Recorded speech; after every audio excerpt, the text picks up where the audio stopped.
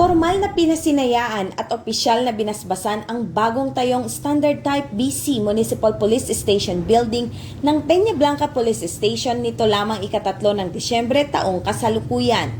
Ang proyektong ito ay bahagi ng patuloy na modernisasyon ng infrastruktura ng PNP upang mas mapalakas ang kakayahan at serbisyo nito sa publiko. Pinangunahan ng seremonya ni Police Brigadier General Antonio P. Maralag Jr., Regional Director ng Police Regional Office 2, kasama sina Police Colonel Mardito J. Anguluan, Provincial Director ng Cagayan Police Provincial Office, at Police Major Raymar R. Maribay, Chief of Police ng Peñablanca. Dinaluhan din ito ng mga miyembro ng lokal na pamahalaan ng Peñablanca sa pamumuno ni Honorable Marilyn J. Taguinod, Municipal Mayor, iba't ibang stakeholders at mga kinatawan ng komunidad na nagpaabot ng kanilang suporta sa pagpapatayo ng bagong gusali. Kabilang sa mga aktibidad ang unveiling of marker, ribbon cutting at blessing of the building.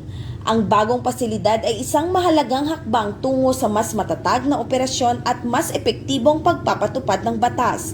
Ang proyektong ito na katuwang ang LGU at iba pang mga sektor ay nagsisilbing simbolo ng pagkakaisa ng pamahalaan at komunidad para sa isang mas ligtas, mas maayos at mas progresibong bagong Pilipinas alinsunod sa adhikain ng pambansang pulisya na magbigay ng modernong, maaasahan at makataong serbisyo publiko. Mula dito sa Lambak ng Cagayan, ako ang inyong PNN Correspondent, Patrolwoman Lainey Lorenzo, alagad ng batas, tagataguyod ng Balitang Pulis.